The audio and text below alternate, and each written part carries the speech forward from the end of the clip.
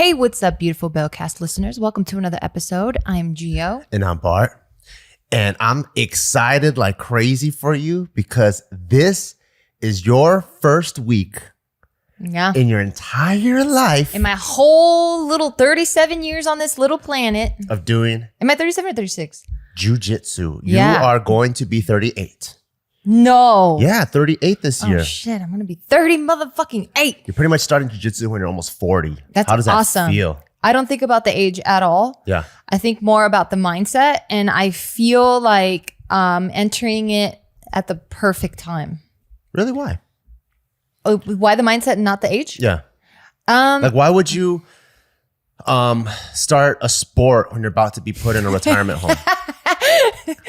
Because, I mean, age is nothing but a number, you know? Like Aaliyah once saying. If you want to make yourself feel better, yes. Yes, well, it is. Age is literally nothing but a number. This is the best shape I've ever felt that I've been in. This is the best I feel like I've ever looked. Yeah. My mind is just so full of fucking endless possibilities that I'm just on this really cool life tip, I guess. What's this life tip all about? About really loving myself and wanting to see the best for myself. I think we had this conversation maybe like a few weeks back. Are you saying that you wanted to do jiu-jitsu before, but you just weren't in the right mindset? I never wanted to do jiu-jitsu. Oh. I never wanted to do any contact sports. I never wanted. Yeah, I did. I just don't like it. Yeah. I like watching it. I'm a big UFC fan, but me partaking in that shit, fuck no, because I'm a big pussy.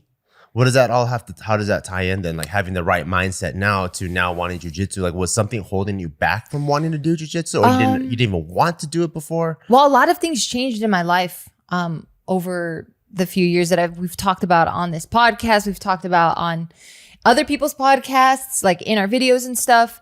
And this year, I really want to push my limits. I really want to push my body to its physical limits. I want to push my mind to its, there's no physical limits in your mind, but like the mind limits, I just really want to force myself to do things that the voices in my head say like, nah, stray away from that shit. Like, don't do that. Like, yeah, like, because now I understand that that's all like the ego, right? Like that's the ego kind of trying to protect itself and wanting to feel comfortable in a safe space.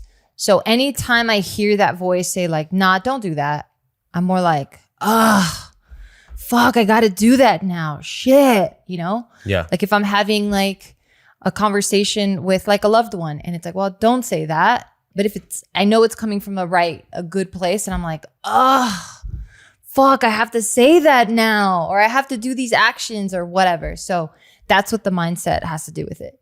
And it's crazy to me because I'm like, I'm terrified of confined spaces, like claustrophobia my whole life. There's lots of things the thing that made me like super, because you already took 2 privates in a matter of 1 week. Yeah. And the part that's the most surprising for me, you're not really baby stepping, because right after this podcast, you're going to take another privates class. Yeah.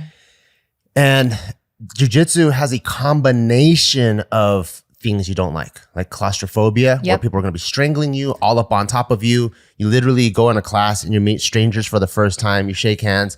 Hey, what's up, Richard? I've never met you before. And then boom, you're like all up in freaking like cheek to cheek, temple to temple. Like you're literally having non-penetration sex, right? Yeah. And then there's also smells. I've had my hand already in like a couple men's crotches. Yeah, and it turned me on.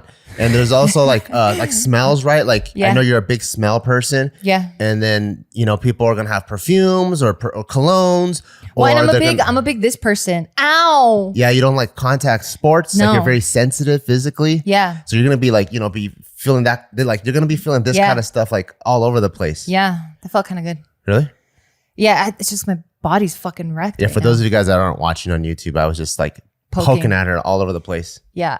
My muscles are so tight. Yeah. Yeah, no. So it's a lot. It's a lot of a physical contact. It's like, people that don't like to get moved around a lot, like you're going to be like in a subway, like in a washing machine, like moving around and stuff. Yeah, I'm going to get fucking wrecked. Like there's going to be a knee on your cheek. Well, I think the benefits or the perceived benefits that I see coming out of it outweigh any physical discomfort. So I'm like, I'm going to be less of a bitch, like a little bitch. I'm always going to be a big bitch. You know what I mean? Yeah. Motherfucker. I'm just kidding. But like, yeah. So the perceived benefit is I will be able to, well, okay, let me backtrack a little bit. So I like watching UFC, right? Like I enjoy the sport of what you like to call deep end sports or deep water sports. Deep water sports. That's my own terminology. Your own Don't you steal it, Joe Rogan. Trademarked. Yes. By Bart Kwan. We already have the paperwork. Let me explain that a little bit because a lot of people might not know. Yeah. I came up with that term and we talked about it in private. Was I not supposed to say it? No, it's fine. So to me, what deep water sports are, there's lots of sports out there, right? And they teach you teamwork, they teach you hard work and discipline. There's a lot of those things. But to me, there's a special class of sports that I call deep water sports that really show you what you're made of. Yeah. And I've noticed that a lot of people that do one of these deep water sports, they end up doing a few others because it trains and it puts you in that same like mindset. So for example, if like I ran a marathon, right? And to a lot of the runners out there, I don't think that's a deep water sport because at any time you get to click the off button. Yeah, you can stop running. Yeah, you're running. You can slow down. I have a shin splint. I'm tired. You can turn it off. I'm gonna go home, or I'm gonna stop, or I'm gonna walk, or whatever I set out to do. I get to bust a U-turn, right? And most sports, basketball, volleyball, tennis, whatever, most of them are like that. The deep water sports, and obviously Brazilian Jiu-Jitsu and a lot of combat sports is in there because you're going against an opponent. You're not going against a time. You're not putting a hole in a goal. I mean, a ball in a net.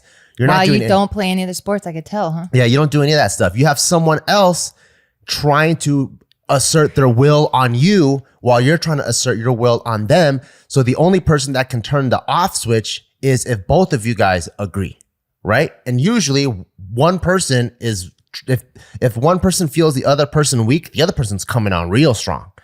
In a non-combative sport environment, what I noticed is a lot of like surfing or the water type sports are like that. Because if you get caught in a wave, that one's literal life and death. Yeah, you're spinning around. Literal deep like water. 10, 15 feet underwater. You can't tap out or you can't say, excuse me, stop the clock. You have to wait till that wave rides and you come back up to the surface. So like a lot of these sports where you are under extreme pressure. Yeah, and you're being strangled figuratively and literally. Yeah. It's the deep water sports that teach you how to be calm and zen under extreme pressure and chaos. And so that's what I call deep water sports. And that's why I was like so happy that Gio's getting into it. And for everyone else that gets into any deep water sport, it's a place where I think people need to be to really learn about themselves. Because I think, you know, growing up, you have defense mechanisms and then you have an ego. And then the ego, as much as it drives you, also holds you back because you don't want to look stupid. You don't want to look like a beginner. You don't want to try new things. And so because of that, it's a give or take thing. And with deep water, it really challenges you to look at who you really are. Yeah. And that for sure is one of the perceived benefits of why I'm like so gung-ho now more than ever to jump into this. Because I really want to learn about myself. I've always been someone that really tries really hard to practice mind over matter. Mm-hmm. I live in my head a lot. And, you know, I have a lot of arguments with, you know, myself in there going like, nah, you shouldn't do this. Just quit right now. You know, no one's watching. It's okay. You don't have to finish it. And then the other side going, what the fuck? Are you going to really quit? Like, what's going on? Like, you don't value yourself. Like, so there's a constant battles going on in my mind. And I'm always going like, nope, mind over matter. Like, I know I got this. I know what I'm capable. I know who I am. And I've noticed that the more I keep practicing that, like the arguing and really having my own back in my own head, the more I'm able to achieve and more confidently. You know, it's pretty cuny. I had that talk with Taika and I saw something click in his eye. Which one? Were you listening? Which one? So I forgot what it was about, but it was about either resisting what you want or either pushing yourself a little bit harder. But I remember we're sitting there and I'm like, hey, Taika. I'm like, you know how sometimes the Taika inside. Oh, I heard that. That tells you to go do it. But then there's a Taika inside, another Taika that goes, no, don't do it. And then I see him like like almost like eyes, like have the star and sparkle. Like, how did you know? And it was cute because he was like, cute. I didn't see the face. Yeah, he was like, I never knew that someone else knew about all those taikas in there. He had this look, and he was like, yeah. How cute. Yeah, and I was like, sometimes I'm like, when you're doing bad stuff, you got to listen to the good one. The good one says, hey, mom and papa said, don't touch the peanut butter. Don't touch it. You have to tell That's so cute. Yeah, that really does happen in him. And there's a video I have up on Instagram when everyone was doing like the candy challenge with their little kids, their little toddlers. And it's like, okay, I'm going to leave this here, but you can't have it until mom comes back. Yeah. And I was recording him. I did the challenge with him. And you can see what most of us have as internal dialogue. Kids, they have it externally. Yeah, they do. So he was sitting there and Nick, you could see him. He was about to get it. And he goes, no, mom said no. No. And he's like talking himself out of it. So it's really cutie that like now those thoughts are happening internally and like you were able to shed light on that because now I think he'll like really pay attention to that. Whereas I don't think I learned that until I was like in high school. That's one of the or later. Yeah, because that's one of the biggest things that I wanted to pass on to him as a dad. I think more so than like skills or trades or stuff like that is the ability to be self-aware. Because I think when you're not taught that, you think every reaction of yours is yours, but you also think it's a result of the world. So it's always like, well, I only did that because that happened. Versus slowing things down a little bit, like Matrix Neo style, where like, okay, when the bullet is coming, what should I do? Should I stay here, get hit? Now I have to go to the hospital. Or do I go like this? Or if you're at a complete state of Zen, you get to pick the bullet out of the air, put it back in there. The bullets won't even hurt me, So that's like one of the first things where I noticed a lot of the kids that either got in trouble or were extremely impulsive. They weren't. You? AKA me. But the thing is, at least I made those choices. Oh, so you said fuck it. So it was way different, Like I would get in trouble at school. How old were you when you knew that? My earliest memory is probably like 5th or 6th grade.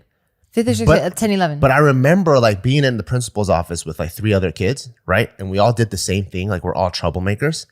And then the principal come in and then another kid would be like, fuck you. Yeah, call my mom. Like that kind of shit, right? Like, oh, you're going to do this to me. I'm going to do this to you. And then I would sit there and I would be like, no, we made those choices though. So from that, I already started to understand the difference between impulse, reaction, and not being aware and in control of your decisions versus as a kid, like even if like let's say we broke into a house and the cops came, I'm like, yeah, I broke into the house. I made that decision. Yeah. As poor as I am, as much as I wanted to do this or as much as I wanted to do that, I'm aware that I did this. And then this is the reaction of it. That's tight. Yeah. And then so I think because of that, that's something I always want to instill in Taika. Because if you're always a reaction to the outside stimulus, you're easily controlled. It's like putting a carrot in front of a donkey and you can make the donkey go in circles over and over and over. And I think what helped me free my mind to be able to start developing what I want is that I was broken from that cycle where I'm like, oh, no, yeah, if you hold a carrot in front of me, I have the choice to salivate or I don't want that carrot. Maybe I'll go this way. Right. Yeah. Yeah. I love that. No, I love that you're teaching him that so early on because I think my earliest recollection of understanding that, the power of choice was when people, or like my parents, would say stuff like, oh, you don't want to put stuff on a credit card because now you're going to end up paying more or whatever. And then I was just like, okay, I get that. I'm like, but I'm willing to pay for it because I want whatever I want now. Even though it's bad, I just understood that like I have the choice to feel however I want to feel about this particular situation. I could be going like, oh man, I shouldn't have got that. It's going to be more expensive. Or choosing to be like, well, I know I'm going to pay extra because I want what I want now. And when you got more into debt or when you saw your statement, you're like, okay, I'm cool. I get it. Yeah, I got it. That's dope. Yeah. So you're really accepting, you're not being impulsive and you're not doing instant gratification because I probably was doing instant gratification, but I was accepting of it. I wasn't like, it didn't catch me off guard and then me go, oh man, I shouldn't have done that. Like, yes, I'm learning my lessons along the way, but I just remember going, yeah, why would you feel mad about that? Like, that that's what's going to happen going into that situation. Like You have a choice. You pick the choice or the direction in which you want to go. And depending on the direction that you go, there's consequences or benefits to it. And that was like, I think I was probably in high school, dude. Yeah. Oh, fuck. And I think you were way smarter. Well, I also think like maybe, I don't know, it's the way I was raised, a lot of Buddhist philosophy, and a lot of the way my mom raised me was a lot of introspection, a lot of thinking about why you do the things that you did. I love that. And so I think that helped me at an early age really think about. So I think I actually, like, I've always been like a class clown, but I think I was very, very quiet for the first few years of my life. You know? How many few? Like 2? No, I'm probably like, I don't know, 6 or 7, because I'm just kind of like on the inside. And then when I would have outbursts, it would be funny or like goofy or like out of the box. But for the most part, because I think I'm always just like thinking all the time. Yeah, that's cutie. I was just naturally like that. And I thought everyone was like that. Just thinking? Yeah. Well, just in your own head, working shit out. Like I think people are in their own head, but I don't think they're working shit out. Well, I thought that. You know, I thought that like everyone did that. Because I think most people got their own backs. Yeah, fuck them. Yeah, fuck them. Fuck them. Fuck them. Fuck them. Fuck them. Yeah. Versus like, wait, hold up. Wait. Why fuck them? Like, don't you think that there's maybe a reason why they did that to you? Right. And then like playing devil's advocate and going against your own gut instincts. Yeah. Yeah. I realized the more I practice going against and having like what I like to call like a ping pong match of like having my back, not having my back, having my back, not having my back, and just kind of arguing that out. Like I was like, oh shit, I'm starting to see this world and people completely different. So because of that, I'm actually going to pause real quick because I need to introduce our sponsor. This episode is brought to you by Skillshare. Whether you believe it or not, I think every single human has a creative gene to them. Like whether you either used a paintbrush when you're a kid or you've been sketching with a pencil or even choosing the clothes that you wear, all of us have this creative bug, and a lot of us haven't been taught how to express it.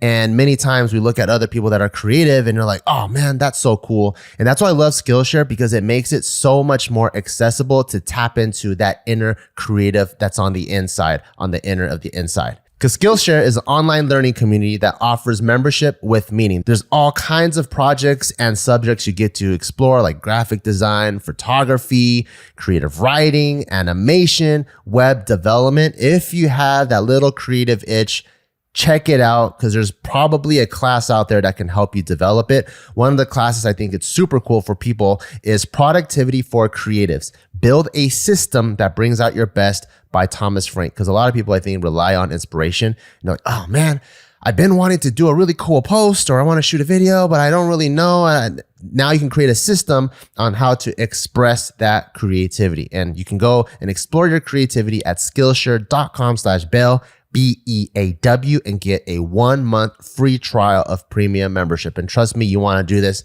because once you've expressed creativity in one way, you're like, oh man, that felt so good. I want to do it again and again and again. And pretty soon you're creative in so many different ways. And that's why you see a lot of people that are creative. And they're like, what? How come this guy dresses good and cooks good and does all these cool things good? And it's because they're just really in tune with that creative bug inside. So make sure you go explore your creativity at Skillshare.com/Bell, BEAW.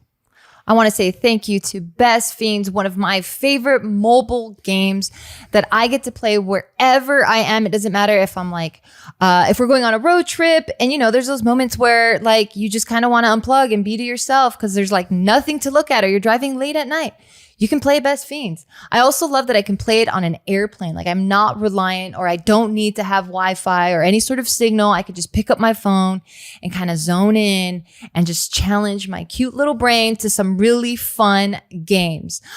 Best Fiends is family friendly. Anyone can play it. Tyga sees me play it and he gets so into it and engaged because the graphics are super cute. It's such a happy game. Okay, this is the cutest premise ever, okay? So you're trying to protect this garden and you're protecting it with your friends that are all like these like different bugs. The bugs are trying to get rid of these slugs because everyone knows slugs eat up the garden like crazy. So every level that you advance, you get to collect more of your little insect friends that are going to fight off all these yucky slugs. And it's such a simple, cute premise, but the levels get really challenging and they don't stay the same. So it's not always a garden. Sometimes you're like in a frozen tundra, or you're like, you know, in a mountain somewhere, like, or the desert. So the levels are super cute. I'm always engaged and always into it. It's like my own little happy bubble where I could just zone in, relax my brain, but still challenge it in a very happy way. You know what I mean? We deal with too many struggles. Like, let's just have happy struggles. So make sure to download Best Fiends right now. It's a 5-star rated puzzle game. Best Fiends is for free. So you can find it at the Apple App Store or Google Play. That's Best Fiends. It's friends without the R. Okay. So check it out. You won't regret it. And we are back. Yeah, but because I practiced that so much in my head, I started really noticing the benefits of that and going like, oh shit, I actually get to choose how I'm going to feel about every single situation. So anything that happened bad in my past, that I perceived as being bad, then I was able to let it go.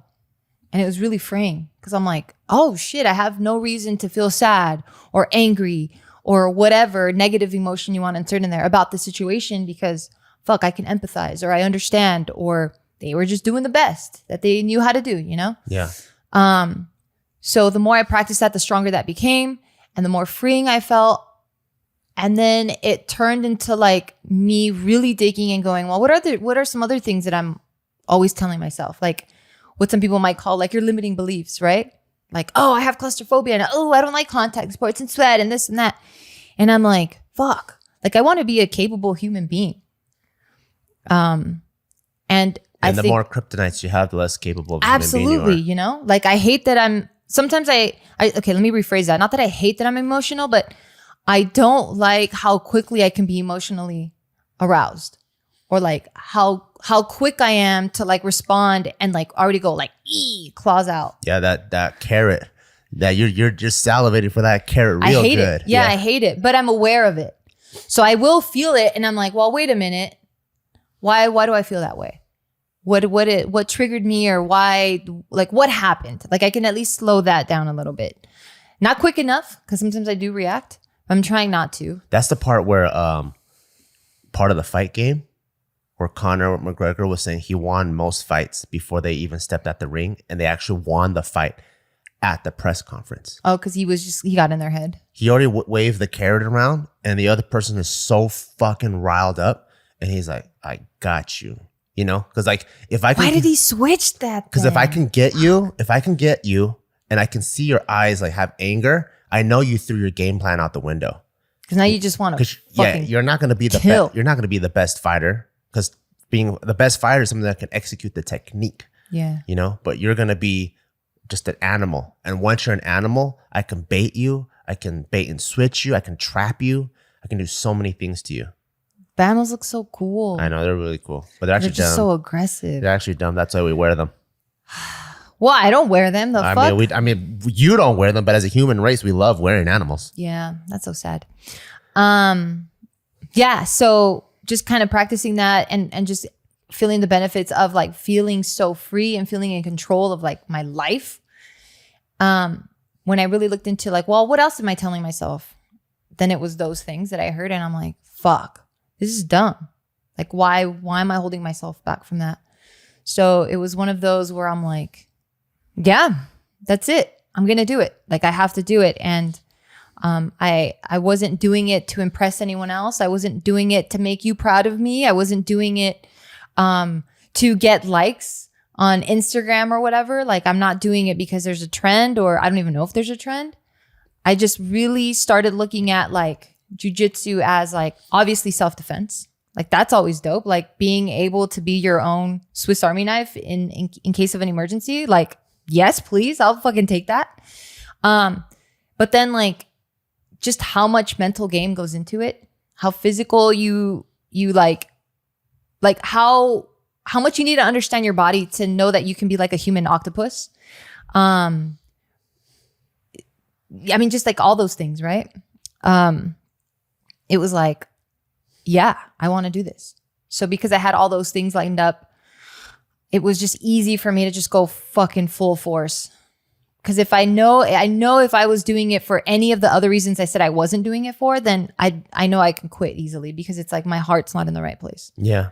I'm really happy for you because I think in jiu-jitsu, what's cool and what people find so spiritual and philosophical about it is you are in control of your own decisions, and those decisions have immediate consequences. Or benefits. You can tap them out. Yeah, or benefits or consequences, right? Yeah. And what's cool is it's like what real life is. It's being self-aware. It's being choosing your own decisions, right? So you're always in control. And then you can also see how what you think was a good decision, but it ends up being bad. But then you see someone else make the same decision and end up being good. And then you can be like, oh, actually, my decision wasn't even like their decision. And then as you get better, you're like, oh, and then now you can pass that same knowledge on. Because, you know, when you're a white belt, you're always looking up. You're like, man, all these guys only know how to make the right decisions. But you start off with making all the stupidest, worst decisions ever, worst consequences. Then you start getting benefits. And then later on, you kind of see it and you pass it on. And so it's a very like physical manifestation of that, like, how do I make good decisions in my life to get the result that I'm after? Yeah. And I like that it's controlled chaos too, because it's like, you have to slow it down. Like you said, the Matrix style, you have to be calm. Like you said, also like in like when you're surfing or whatever and you get caught in, what is that thing called? Like a riptide or anything, yeah. They tell you to get out of it is not to resist it and try to swim against it or whatever. Waste all your energy. Yeah, it's like you just lay there, let it carry you, and as soon as it's safe to do so, then you move out or you swim out. Yeah. And I like that. I think I forgot to mention that I really, really was like, I did touch on it with the self-defense, but what I really liked is it doesn't matter what, we all have our good and bad leverages, right? Or we have good leverages. Or physical characteristics. Yeah, physical characteristics that we can leverage. And what some might perceive as like big muscles would be like perceived as, yes, you want those because in like a fight or something that happens, it looks intimidating. Yeah, you could defend yourself. Yeah. But that's not the case in jiu-jitsu. It's like, it's about the technique and it's about making the right decisions and it's about timing and it's about staying calm and like really looking at things. And it doesn't matter how big the dude is. Of course, you know, you can outpower someone, but the chances of that happening get diminished significantly with jiu-jitsu. Yeah, it's about making the best choices with what you have. Yeah. Because like a skinny guy with good endurance, his game is different than a big guy who maybe has lax mobility. You know, like he might have to like assert his dominance in a certain way. Like today we were doing that thing where like, I mean, you're in my guard and my legs are around your waist. Yeah. And then the minute you postured up, my legs broke open. So you open like my guard. Easy. It was nothing. Yeah. And then the coach is like, see, that's what happens with bigger dudes. When you're bigger and you posture up like that, all of the weight of the bigger dude is now being carried by himself. So your legs, your little ankles are going to be like, oh shit, there's 200 pounds hanging on these ankles. And my ankles are hanging. Like, yeah, my ankles are hanging on your hips. And your hips are the strongest part of you. So for you, it probably felt like nothing. Yeah, it was nothing. So immediately how the roles changed was you used your strongest joint against my weakest joint. Like, you know, when they teach you like basic self-defense, someone grabs your wrist, you turn your wrist towards where like the opening is. The opening and you pull. Yeah. That's literally what you did where like, these are my legs. And then you like go like this and boom. And then it's just so cool that how it's not really about the size and all that. It's really about like how to use what you're given, just like life. Like, what are you born in a rich family, poor family, whatever family? And then how do you make the best out of it? Yeah, I love it. I love it.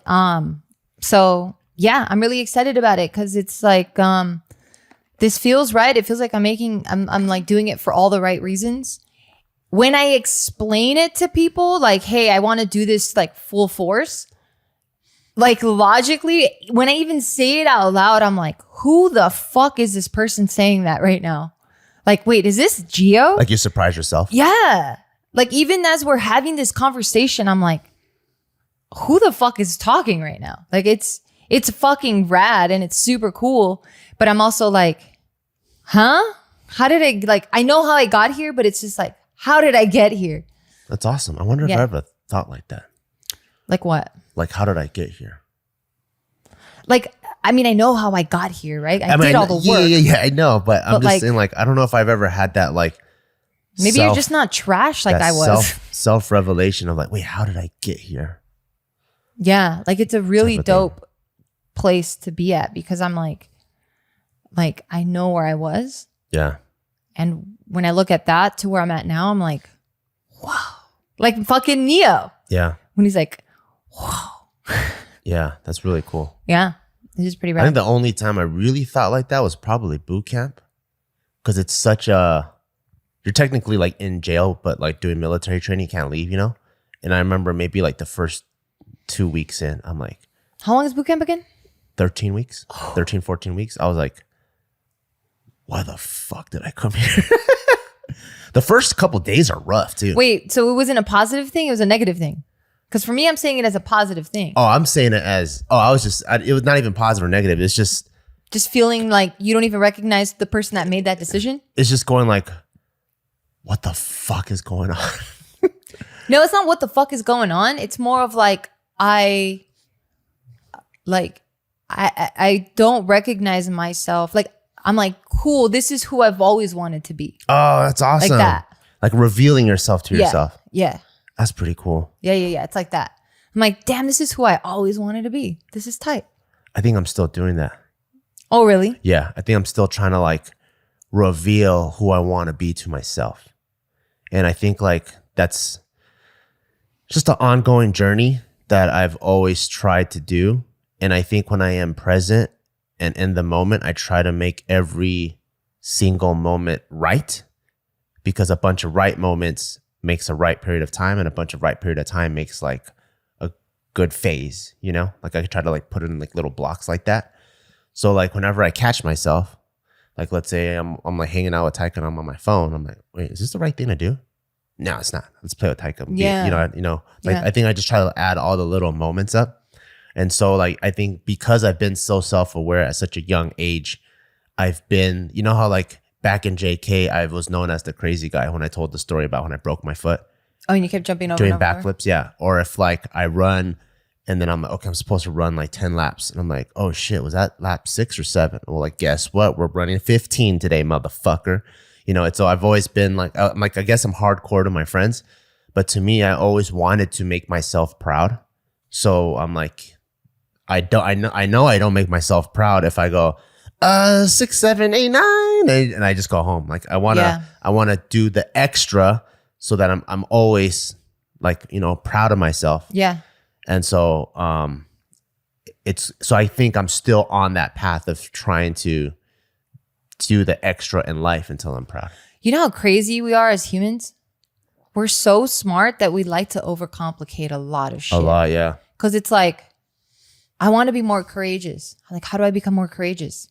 It's like, well, when you're given a choice, you have to just do the courageous thing, right? Like, do you run away or do you like confront it? And it's like these little moments, like you were saying, picking the right moments, they all stack up on top of each other. And that's how you become courageous. You know, like how do you become stronger? It's like you don't just wake up and take a magical pill and now you're strong. It's like you go in the gym and you start with 5 pounds. And then the next week you do 7. The week after that, you do 10. Within a year, you're doing 100 pounds or whatever. Yeah. There's like, that's literally how it all works. Yeah. Everything's a muscle. Literally. If you want to be successful, you got to work out your success muscle. And if you want to have a good relationship and have good romance, you need to work on the romance muscle. Yeah. Like everything is it's a muscle. But it's like, I don't know. Like, it's just, we know these answers. We know that's what it takes. Or I think we know. Like, I know. You know, but then I go, you know what I'm talking about? I also think we have too many things. Like, I think our society is so evolved. We have so many things that you're like, man, but the Cybertruck, you know? You know? And it's so like, it's fun. So it's like I think when everyone is in a state of Zen and they're thinking about shit, everyone knows what to do. But kind of like the world where like, or even the internet, right? You go on the world and there's fucking ads here, ads there, ads everywhere. I think we have so much shit that we have so many of our own ads.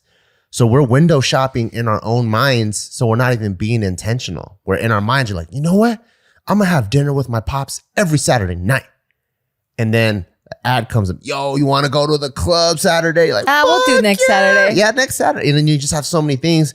And it's so easy to get lost in your like own row of window shopping or your mall of a brain if you don't have like what your anchor point is. Like, no, I came here to have dinner with my pops. And you gotta like, I guess that's why like those people say like affirmations really work, right? Where you, like you're reminding yourself? Yeah, like I'm gonna be the best basketball player. I'm gonna be, and you say that like 5 times a day or whatever, 10 times a day, and you say it every day so that you can clear all those distractions out and focus on what you're supposed to do. Yeah, affirmation is a good one. That's one of those things where I'm like, fuck, I should be doing that. I only do that with the shit I want to buy. Like, we're easily distracted, man. You're gonna get a new drum set. We see the fucking carrot. We're like, that's like my one track mind. Like, I'm gonna get a new drum set. I'm gonna get a new drum set. I'm gonna, you know. What drum set are you gonna get? I don't know, probably a DW or Yamaha. God damn, those already sound expensive. Yeah, one's Drum Workshop and one's Yamaha, and it's not DreamWorks. I always think it's DreamWorks. No, DW. No, yeah, it's always like that's the problem. Like all the affirmations in my head are the nonsense shit. Like, I'm going to watch the Jake Paul fight. I'm going to watch the Jake Paul fight. And it's not, I'm going to take Tucker to school. I'm going to make sure he has his like education. It's none of the important stuff. It's always stupid ass. I'm going to get new headlights. I'm going to get new. It's all dumb shit. Yeah, we're fucking dumb. We're so smart. We're dumb. Fuck, man. We got too many things. And I don't think we have enough anchor points. So like I also that's one of the reasons why I got this tattoo too, because like as cool as I like the artwork, I've always liked the Against All Odds, Battle of Thermopylae, like the story of 300. So like having reminders like that, I always forget cool. You have. I know, I forget too, but then when I see it, I'm like, that's who I want to be. Oh, it reminds you. It does something for you. It does. It really does. Cool. Like that's why I even got this this whole like my family piece of where I came from. Like where did I come from? Wow. And this whole thing is like inspired by like the Polynesian tattoos where it all tells a story. Yeah.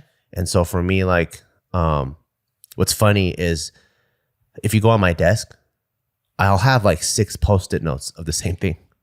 What do you mean? Like it'll be like let's say like transfer footage. I'll be like transfer footage. Why? Transfer footage. I was hoping that wasn't the explanation. That's why I asked why, even though I'm like, because there's so many distractions, So I'll remember, I'm in the Zen state of mind. Aha, I need to do this. I need a plan for Black Friday. So I put the Black Friday Post-it on, right? But then all these fucking distractions start coming in. And then like, I'm like, oh, okay, cool. We're going to come out with a new pre-workout flavor or whatever, like the other stuff. And then, I didn't do Black Friday yet. And I see the Post-it, but I'm like, see, that wasn't enough to remind me. I'll write another one. Boom. Do Black Friday. Is it on top of the other one? No, I'll put them in different places. I know, I'm kidding. So I'll have like that'd the be same. Funny if you did that. I'd be like, you're an idiot. I know, the same note. Like I'll have same note on my phone, on a Post-it note, on a piece of paper, all over. But I know it helps me because the more that I'm writing and remembering it, it's connected to my body. So in my subconscious priority list, it's bumping it up to the top. Got it. Yeah, and then so finally, if I've wrote something down like 15 times, it's like, you have to do it, motherfucker, because buying a new drum set, you only wrote once. It's not that important. I don't even know why you wrote that down in the first place, because you're going to remember to get it. Yeah, you dumbass. I know. And it's all like, write it down. Hey, I have your back too. Thank you. So I'm like, I write it down, I put it there.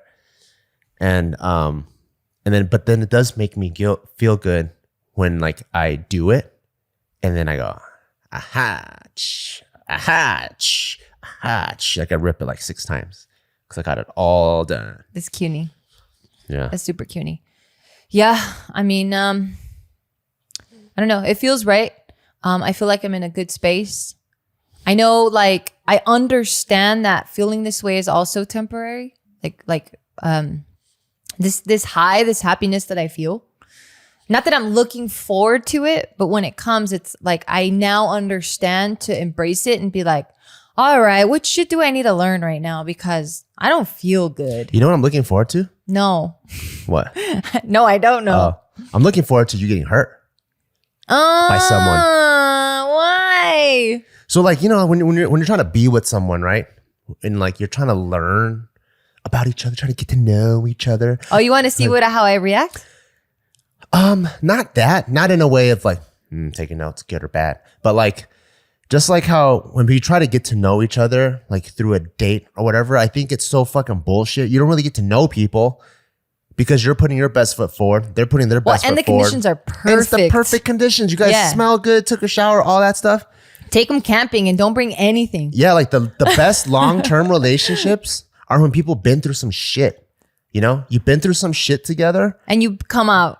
And then you really know who they are. Yeah. Right. And then that's why when we first started dating, I'm like, we need to shit in front of each other.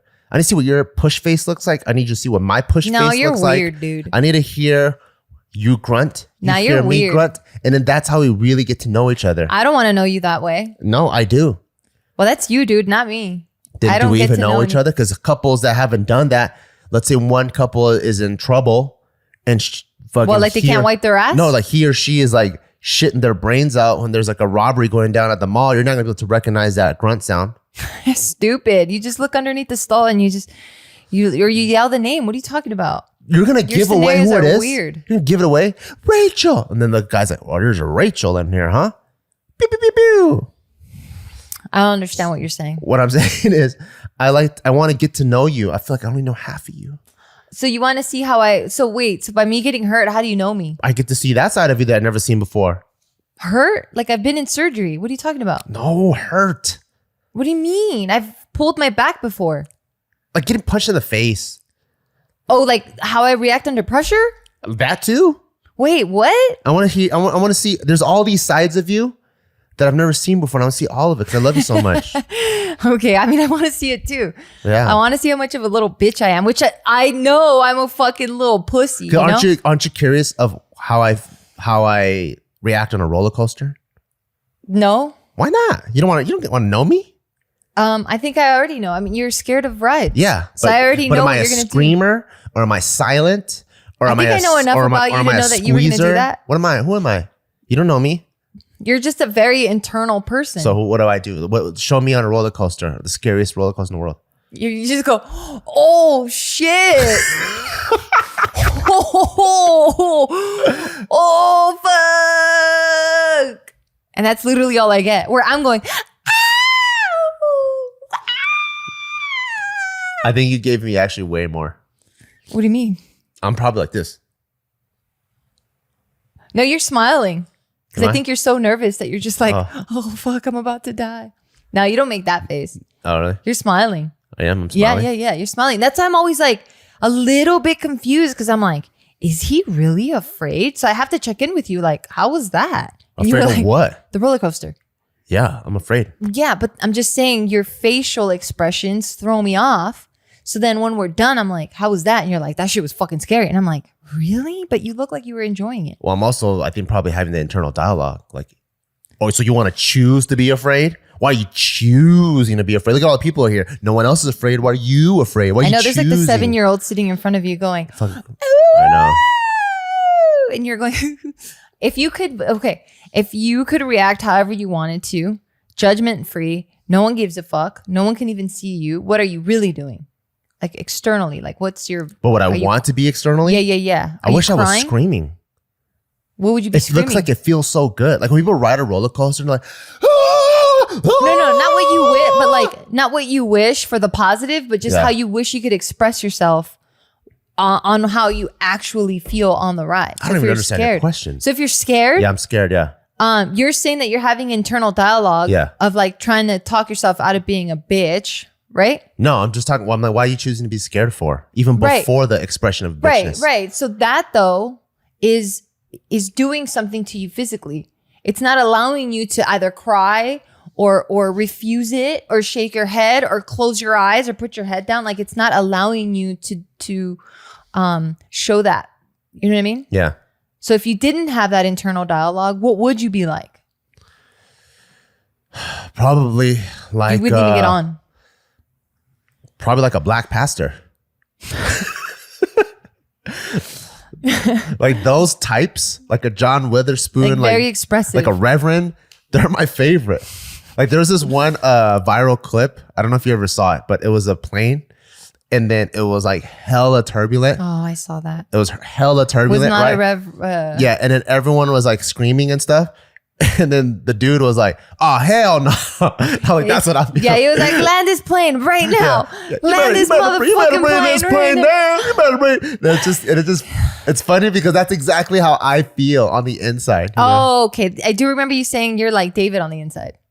David So, yeah, because he'll express it. Yeah, that's why it's so fun to be around him because he's expressed. Because I'm scared of heights. He's scared of heights, but he's expressing it in the way that I feel. It's just how I feel, and my outer body isn't connected.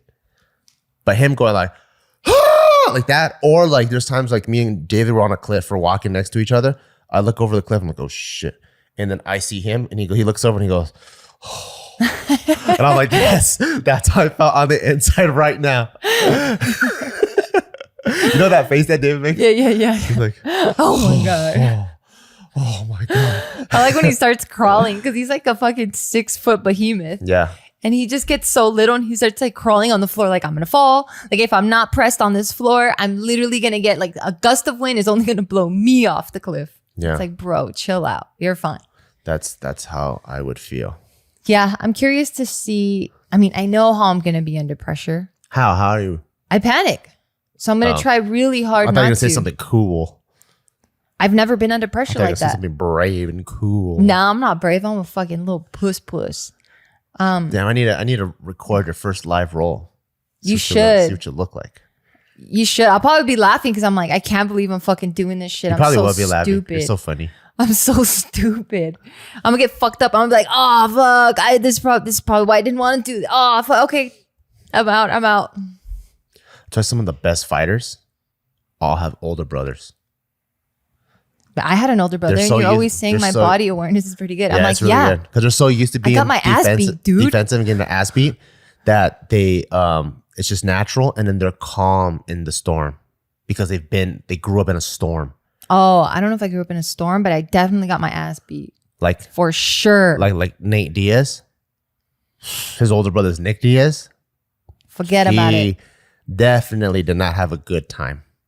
Yeah, I think it's also what's their age difference? Like 3 years? Yeah. And like John Jones, 2 older brothers in the NFL.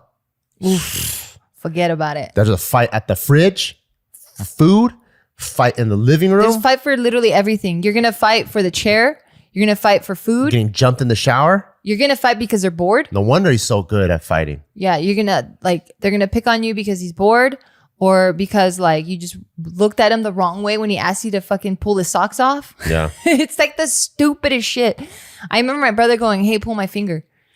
Or check my reflexes, and then I'm like 7 or whatever. And like, I know that the reflex is like when you hit their knee, your leg is supposed to kick forward. Yeah. So I think I'm outsmarting my brother. And I'm like, nah, motherfucker. So I stand on the side. And then he goes, whah!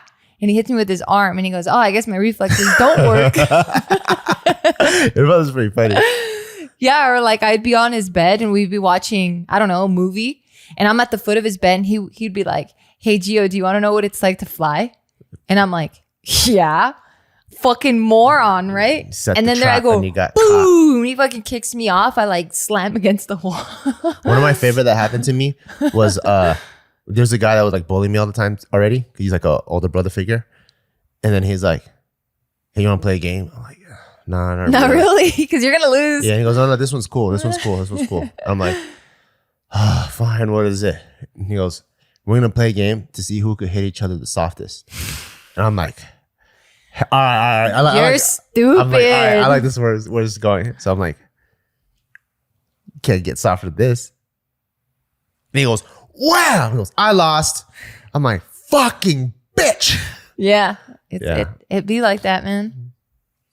So I think that's probably why, because you're always like, man, your body awareness is really good. I'm like, yeah, bro. That reminds me, brother. That reminds me of the meme that's been going around, which is like hard times create hard men, men and women, or even hard people. Yeah, hard people. But hard people create good times. Good times create soft people create hard times again, right? When it comes to that, like I see where we're at and everything, right? We're getting pretty soft. Like hard times was our parents. It's really tough, really hard times, and it created really tough people, right? And then our parents.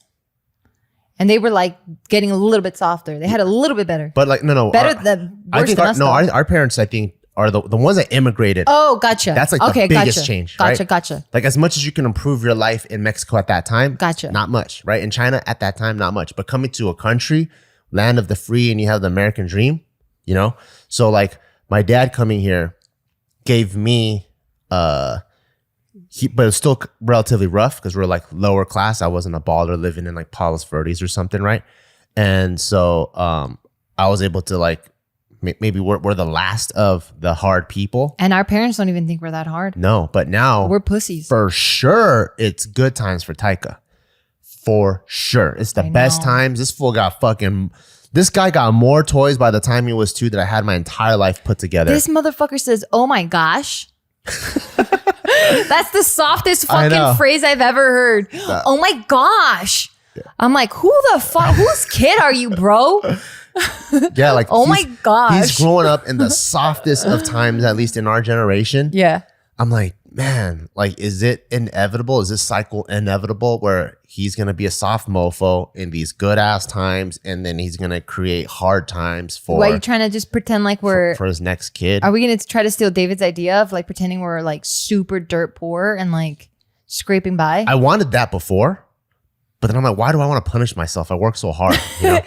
Yeah. Because then you have to go through it to really sell it. Yeah. So I'm like, what? I mean, like, is it our duty then? So like, you're contributing to the soft times. Yeah. So I'm thinking, is it our duty as people that have been more successful than their parents to like have controlled hard times so they still learn the same lessons? Absolutely. I think so. 100%. But they'll never learn the same lessons. Never, right? And they can't learn the same lesson. Like Taika and jiu-jitsu will never learn the lesson of having an older brother literally kick his ass. Right? But even within a family.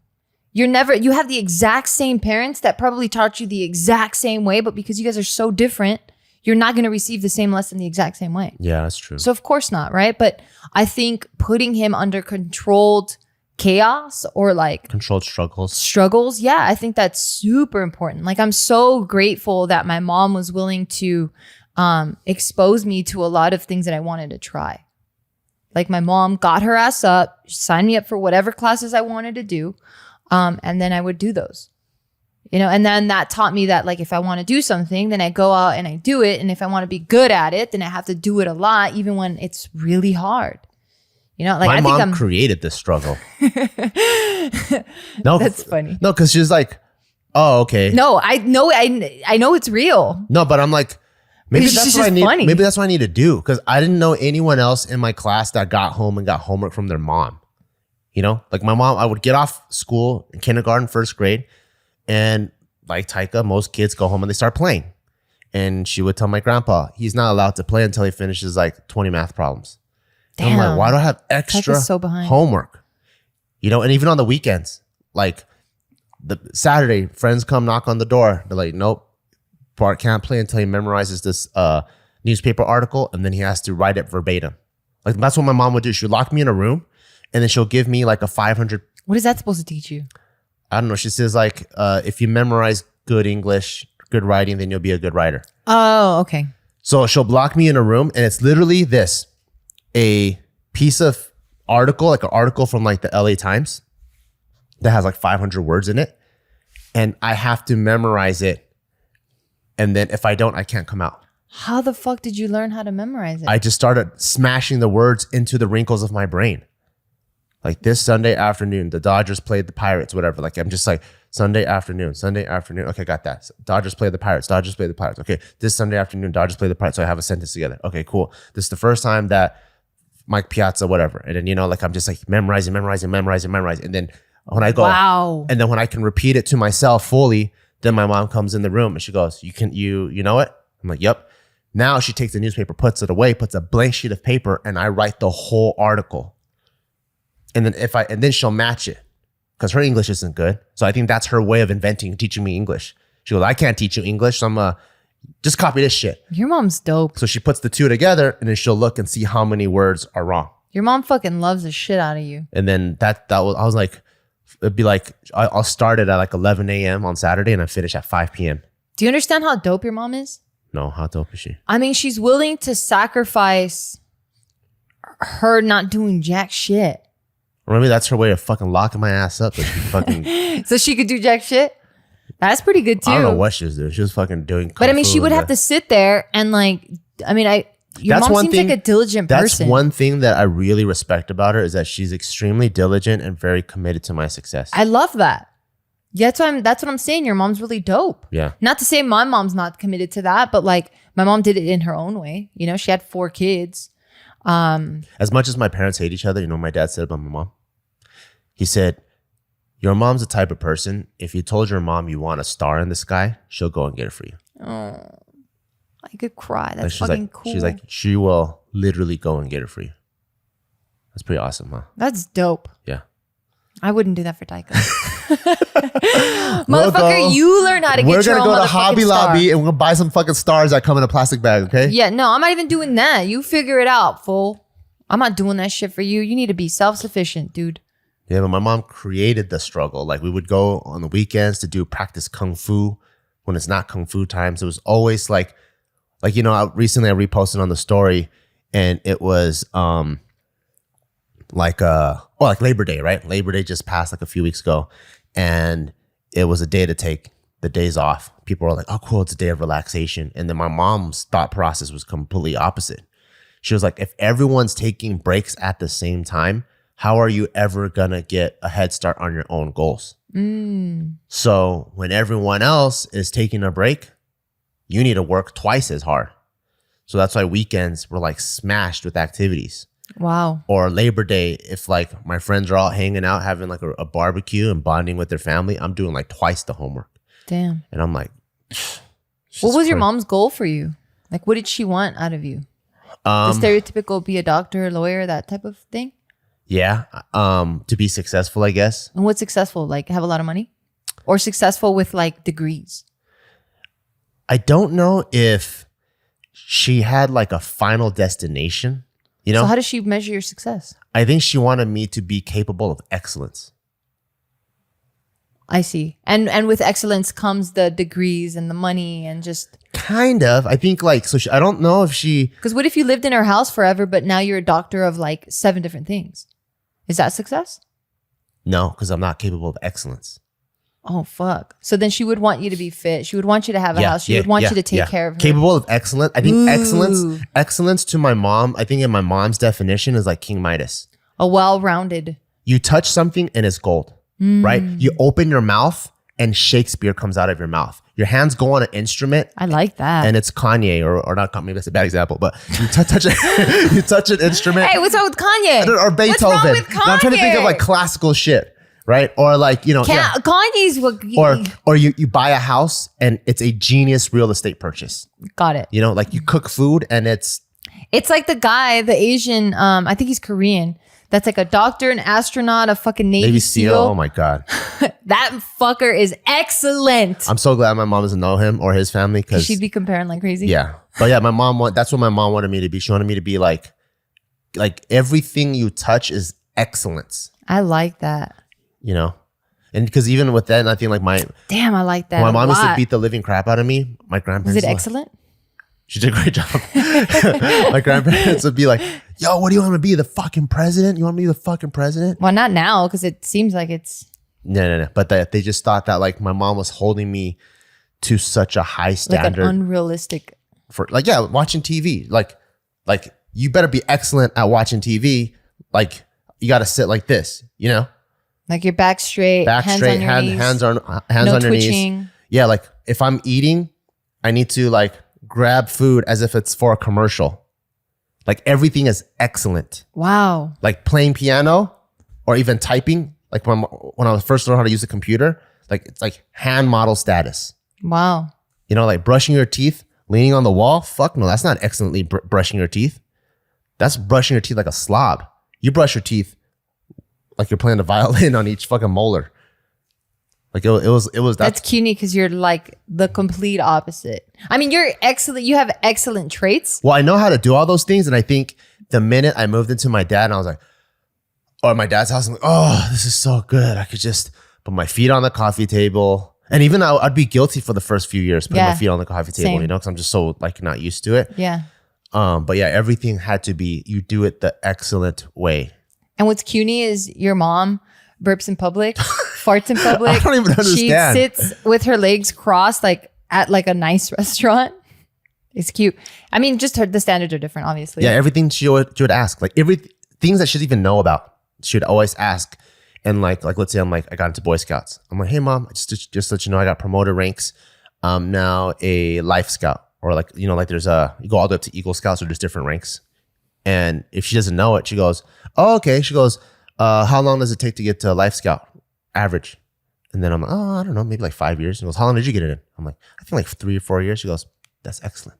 That's good. You know? So stuff that even she doesn't even know about, she just wants you or me to be like higher performing than that. Damn, your mom's dope. She's a dope lady. I hope you know that.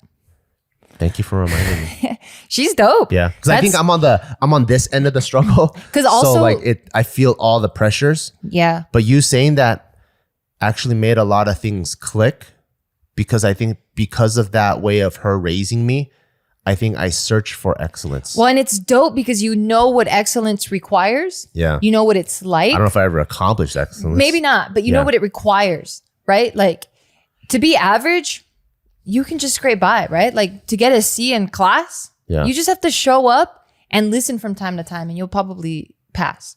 Yeah. You know, but to be excellent, to get an A+ or be, you know, number one in the class, you have to show up, be prepared, have studied beforehand, memorize whatever it is that's going on, stay after class, ask questions, be proactive. Like it's a different level, you know? And I think that's what it also takes to like take a company from like, say, 10,000 to 1 million, from 1 million to 1 billion or 100 million. You know what I mean? Like it just takes different levels of excellence.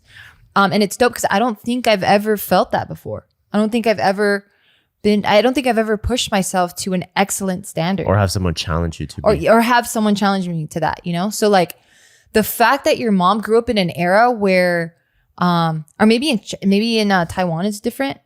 I can only compare it to my American standard because my parents both immigrated here when they were teenagers. But at that time, women were second-class citizens, men ran the house. You know, women stay at home, stay in the kitchen, bitch, you know? It's warm there. And like to challenge that and take it on and to be like, no, I'm gonna raise a man. As a woman, I'm gonna raise a man and teach him how to be a man, even though I don't even know what that is like. Yeah. That's dope. That's a fucking dope human. Thinking about that is really dope. I miss my mom now for once. And then you're gonna talk to me, you're like, fuck, what did I do that for? I remember even in like concert band, which is like 4th, 5th grade, right? It's bullshit. Like concert band, like as a kid. Yeah, I did it, dude. School, yeah, it's bullshit. You're not gonna remember anything. I don't know anything. And I remember like just playing drums, and everyone sounds like shit because it's not drumline yet, you know. And then my mom would be like, "What are you doing to be better than everyone else?" And I'm like, I tuck my shirt in the right way, and I iron my shirt, and it's just like a white shirt, you know. She's like, "Good." That's tight. Just like what's like one thing. Because obviously I don't have a private drum teacher or anything, so I'm not like getting better at that. But Jesus, as long as you're finding a way to be more excellent at what you're doing, that's awesome. That's good, you know? That's really cool. And then of course you're trying to do it in the exact skill, like a computer class, you know, like what are you doing to be the best in computer class? And I'm like, well, the other kid types like 100 words a minute, but I keep my desk organized, the most cleanest desk in the class. Good. That's awesome. That's really cool. Huh? Pretty cool, huh? That's super cool. I do miss my mom. Maybe I will talk to her in a month. Oh my God. All right. On that note, we have to stop here. This is a long one. Yeah. Thank you guys so much for tuning in. We really, really appreciate you. And thank you to our sponsors. So thank you to Skillshare. Make sure to explore your creativity at Skillshare.com/Beaw, BEAW, and get 1 month free trial of premium membership. That's 1 month of free premium membership at Skillshare.com/bell. And make sure to use the /bell or else you're not going to get this promo, okay? So it's Skillshare.com/bell. Also, thank you to Best Fiends, one of the best phone games out there. You're going to kill your boredom when you download the 5-star rated puzzle game Best Fiends for free today on the App Store or Google Play. That's friends without the R. Best Fiends.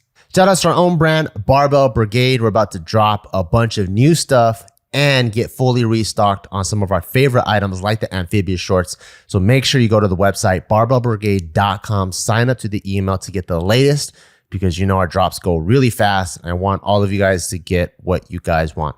And also, don't forget to go to junebishop.com and use the code BEAW, B-E-A-W, to get 10% off super delicious matcha like the one that I'm drinking here. This is my favorite drink to drink in the afternoon. There's so many benefits. There's no crash. You get a little bit more energy. And what's cool is it helps people like me with stink ass breath. Helps it a little bit, helps refresh it a little bit. So make sure you go to junebishop.com and use the code BEAW, B-E-A-W. See you guys next time.